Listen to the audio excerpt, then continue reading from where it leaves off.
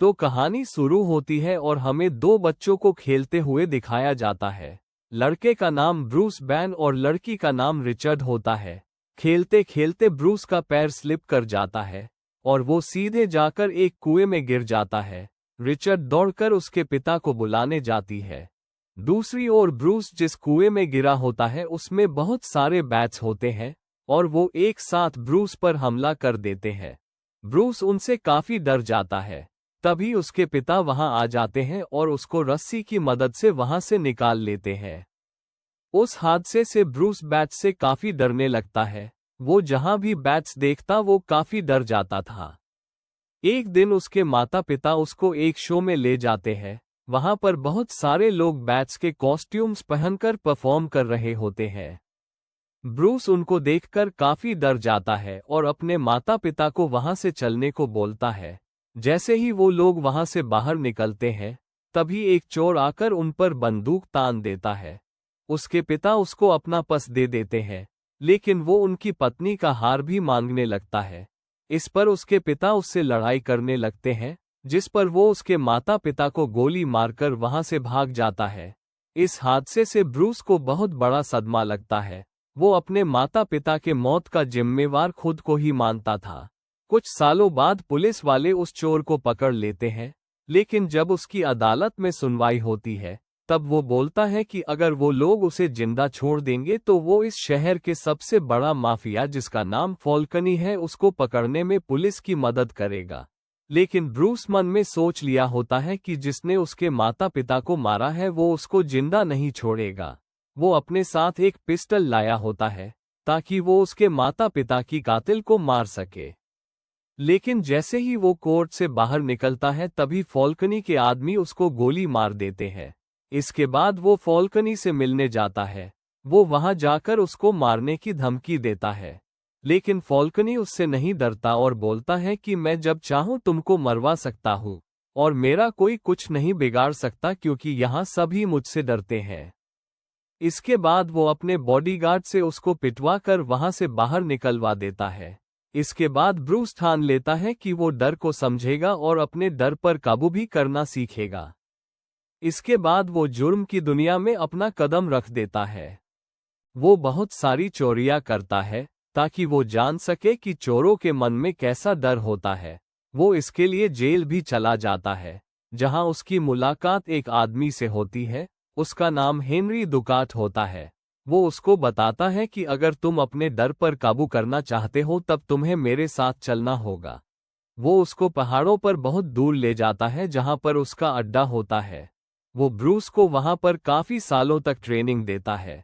साथ ही में वो उसको अपने डर पर काबू करना भी सिखाता है। वो उसको बहुत सारे लड़ाई के तरीके भी सिखाता है।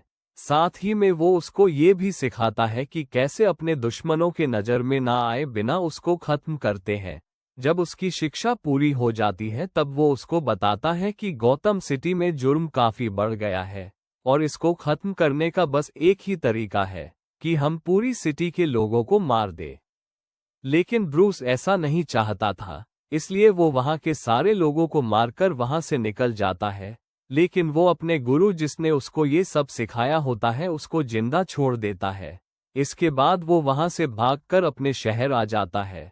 अपने घर जाकर वो सबसे पहले उस कुएं में उतरता है जहां पर बचपन में वो गिर गया था।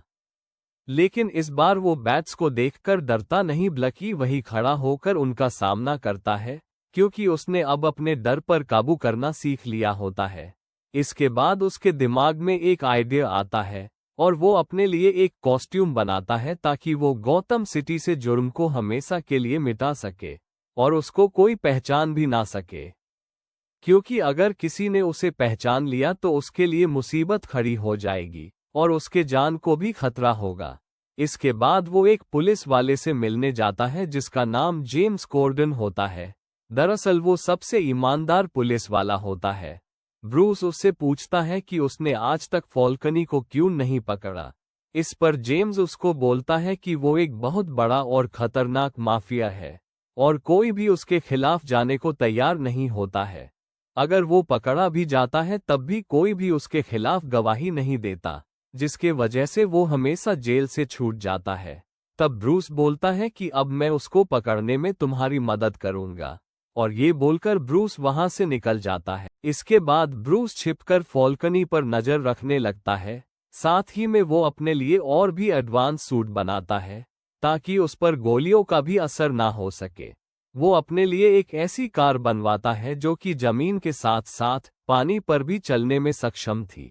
जब एक दिन फॉल्कनी का कुछ ड्रग्स शिप से उतर रहा होता है, तभी वहां ब्रूस पहुंच जाता है और एक एक करके उसके सारे आदमियों को मारने लगता है। वो सबको मारकर फॉल्कनी के पास पहुंचता है और उसको पकड़कर पुलिस वालों को सौंप देता है। इस केस को रिचर्ड लड़ रही होती है और वो किसी भी कीमत पर फॉल्कनी को सलाखों के पीछे भेजना चाहती थी। तभी फॉल्कनी से मिलने उसका वकील वहां आता है। जब वो उससे मिलने उसके कमरे में जाता है, तब वो उसके ऊपर एक गैस छिड़क देता है जिसकी वजह से उसको हेलुसिनेशन होने लगता है और वो पागलों जैसी हरकतें करने लगता है। इसकी वजह से कोर्ट उसको जेल की बजाय पागलखाने में शिफ्ट कर देते हैं। जब रिचर्ड को ये पता चलता है कि फॉल्कनी को कोर्ट जेल के बजाय पागलखाने में डाल दिया है, तब उसको काफी गुस्सा आता है और वो सीधे ग्रीन के अड्डे पर पहुंच जाती है। वहां जाकर उसको पता चलता है कि ग्रीन इस शहर को खत्म करने के लिए गौतम सिटी के पूरे वाटर पाइपलाइन में एक केमिकल डाल रहा है और उसके पास एक मशीन भी होता है जिसकी मदद से वो सारे केमिकल वाले पानी को एक साथ भाप में बदल देगा, और जो लोग भी इस भाप के चपेट में आएंगे उनको हेलुसिनेशन होने लगेगा, जिसकी वजह से वो एक दूसरे को मारने लगेंगे और इस तरह सभी लोग आपस में ही लड़के खत्म हो जाएंगे। रिचर्ड वहां से भागने का प्रयास करती है, लेकिन तभी ग्रीन वही गैस उसके मुंह पर डाल देता है जिसकी वजह से उसको भी हेलुसिनेशंस होने लगते हैं और वो पागलों जैसी हरकतें करने लगती है। लेकिन तभी वहां बैटमैन आ जाता है और वो एक एक करके ग्रीन के सारे आदमियों को मारने लगता है। इसके बाद वो अपनी गाड़ी में रिचर्ड को लेकर वहां से निकल जाता है। वो अपने घर आकर सबसे पहले रिचर्ड को उस जहर का एंटीडोट्स देता है। इससे बाद वो एल्फ्रेड से बोलकर रिचर्ड को उसके घर छुड़वा देता है। अगले दिन जब ब्रूस अपने बर्थडे का पार्टी मना रहा होता है, तभी वहां हेनरी दुकाट अपने आदमियों के साथ आ जाता है। वो पहले तो ब्रूस को काफी मारता है और उसके बाद उसके घर में आग लगा देता है। वो भी ब्रूस को उसी तरह मारना चाहता था जिस तरह ब्रूस ने बहुत सालों पहले उसके घर में आग लगाकर उसको मरने के लिए छोड़ दिया था। लेकिन जब वो वहां से निकल जाता है, तभी एल्फ्रेड वहां आता है और किसी तरह ब्रूस को जिंदा बचाकर वहां से ले जाता है। दूसरी ओर हेनरी दुकाट उस मशीन को लेकर वेन एंटरप्राइजेस की ओर जाने लगता है, क्योंकि वहीं से सारे गौतम सिटी को पानी की सप्लाई मिलती थी। वो उस मशीन को वहां लगाना चाहता था ताकि सारे गौतम सिटी का पानी भाप में बदल जाए और जैसे ही लोग उस भाप के चपेट में आए वो पागल हो जाए। लेकिन तभी वहां बैटमैन आ जाता है और उसके सारे लोगों को मार देता है। लेकिन हेनरी दुकाट उस मशीन को एक ट्रेन में लेकर भागने लगता है, लेकिन किसी तरह से बैटमैन उस ट्रेन में चढ़ जाता है और उन दोनों में भयंकर लड़ाई शुरू हो जाती है। पहले तो वो बैटमैन पर भारी पड़ रहा होता है, लेकिन जल्द ही बैटमैन उसको काबू में कर लेता है। इसके बाद बैटमैन उस ट्रेन को पटरी से नीचे उतार देता है और खुद उस ट्रेन से नीचे कूद जाता है। ट्रेन सीधे जाकर एक बिल्डिंग में क्रैश हो जाती है और हेनरी वही मारा जाता है। दूसरी तरफ अब ब्रूस अपने कंपनी का सारा शेयर खरीद लेता है और खुद अपने कंपनी का सीईओ बन जाता है और साथ ही में अपने कंपनी से सारे बेईमान लोगों को भी निकाल देता है। फिर इस मूवी के लास्ट में हमें दिखाया जाता है कि जेम्स कॉर्डन, जो कि एक ईमानदार पुलिस वाला होता है, वो बैटमैन को अपने पास बुलाता है और बताता है कि इस शहर में अब एक और नया मुजरिम आ गया है जो कि चोरियां करने के बाद एक जोकर का कार्ड वहां छोड़कर चला जाता है। इस पर बैटमैन उससे बोलता है कि तुम चिंता मत करो, मैं इसको जल्द ही पकड़कर तुम्हारे हवाले कर दूंगा।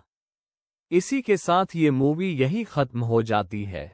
ऐसे ही शानदार मूवीज एक्सप्लेनेशन के लिए हमारे चैनल को सब्सक्राइब करें और वीडियो को लाइक करें।